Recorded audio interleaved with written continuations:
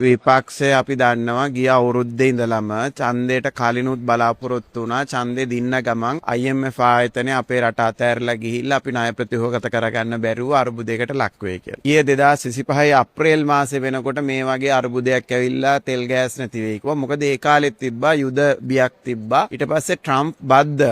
එතකොටත් කිව්වා ඇඟලුම් ශේෂ්ත්‍රය ඉවරයි මේ කඩන් වැටෙනවා ආණ්ඩුව කඩන් වැටෙනවා. මම හිතන්නේ ඒගොල්ලන්ගේ හීනේ. ඉතින් ඒ හීනේ හැබෑ වෙන්නේ නැහැ. ඒක තමයි අපිට කියන්න තියෙන්නේ. මොකද ඒගොල්ලෝ දන්නවා දේශපාලන සංස්කෘතියෙන්වත් දැනුමෙන්වත් ආර්ථික කළමනාකරණයෙන්වත් අපිත් එක්ක හැප්පෙන්න විදියකුත් නැහැ. අපි ඔප්පු කරලා පෙන්නලා තිනවා ඒ සියල්ලටම වඩා හොඳට අපි රටේ 2025 කරා කියලා. ඒතකොට විදේශ සම්බන්ධතා පැත්තෙන් ගත්තා. ඒ නිසා දැන් ඔන් හීනෙන් පවා හිතනවා මොකක් හෝ හේතුවකින් අභ්‍යන්තර හෝ බාහිර හේතුවකින් ජනතාව අපහසුතාවටපත් වෙලා පාරට වැටෙයි කියන හීනය තමයි උන්ට තියෙන්නේ. ඉතින් අපි හිතනවා ඒ හීනය සැබෑ වෙන්නේ නැහැ කියලා. රටේ කිසිදු ප්‍රශ්නයක් තිබෙන්නේ නැහැ. ඔබ සියලු දෙනාම දන්නවා අපේ ආර්ථිකය ඉතාමත් ශක්තිමත් තැනක තිබ්බේ 2026 සහ ජනවාරි බවට පත් වෙනකොට අපිට ඍජු ප්‍රේෂණ වැඩි වුණා ගිය ජනවාරි වලට වැඩිය මේ ජනවාරි අපනයන 13%කින් වැඩි වුණා. අපේ සංචිත ප්‍රමාණය 7.2ක් දක්වා වැඩි වෙලා තියෙනවා. ඒතකොට රට හැමතිස්සෙම ආර්ථිකයේ ස්ථාවර තත්ත්වයක සහ අඛණ්ඩ දියුණුවක තිබ්බේ. මේ తాවකාලික පසුබෑමක් අපේ රටේ විතරක් නෙමෙයි හැම රටේම මේක සිද්ධ වෙනවා. හැම රටේම මිල ගණන් වැඩි වෙනවා. ඒ නිසා අපිට තරඟකාරීත්වයේ ගැටලුවක් නැහැ. නිශ්චිත වශයෙන් මැද පෙරදිගට අපි කරපු අපනයන කියන්නේ අපේ මුළු අපනයන ප්‍රමාණයෙන් 6%ක ප්‍රමාණයට යම්කිසි අවදානමක් තියෙනවා. ඒ අවදානම හැටියට රටක් හැටියට අපිට වෙන අවදානමක් පේන්නේ නැහැ මේ අවස්ථාවේ. තේ අපනයනයේ අපිට අඩුවක් දකින්න පුළුවන් මේ මාස කිහිපෙදී. වෙනත් කිසිදු අපනයන ශේෂ්ත්‍රයක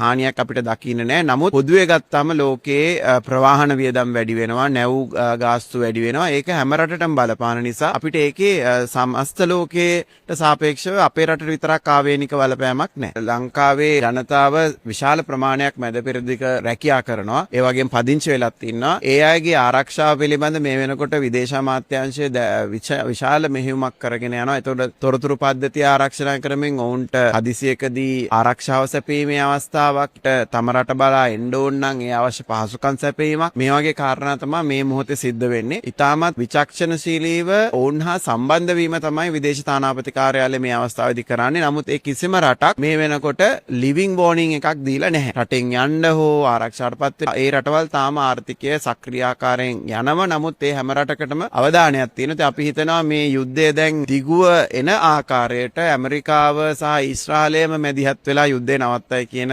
තොරතුරු තමයි අපිට දැනට තියෙන්නේ. මැද පෙරදිග රටවල් වලට අපේ රටේ අපනයන යනවා. ඉතින් ඒ අපනයන අඩාල වෙලා තියෙනවා මේ වෙලාවේ. ඒ වගේම අපිට බලශක්තිය අපි පදනම් වෙලා තියෙන්නේ ආනයනයක khනිජ තෙල් මත. ඒතර khනිජ තෙල් වල මිල ගණන් ඉහළ ගියාමත් අපේ රට බලපෑමක් එනවා. නමුත් අඛණ්ඩත්වය khනිජ තෙල් වල අඛණ්ඩත්වය මේ වෙනකොට අපි සහතික කරලා තියෙනවා අගෝස්තු මාසෙ විතර වෙනකල්. ඒ පිළිබඳ අපිට ගැටලුවක් නැහැ. මිල වැඩි වීමෙන් වෙන්න පුළුවන් වෙනස්කම් සහ අපනයන ශේෂ්ත්‍රයේ යම්කිසි අඩුවක් මේ මාසෙ දෙකේ අපිට දකින්න පුළුවන්. ඒ වගේ බලපෑමක් තමයි දැනට අපිට පුරෝකථනය කරන්න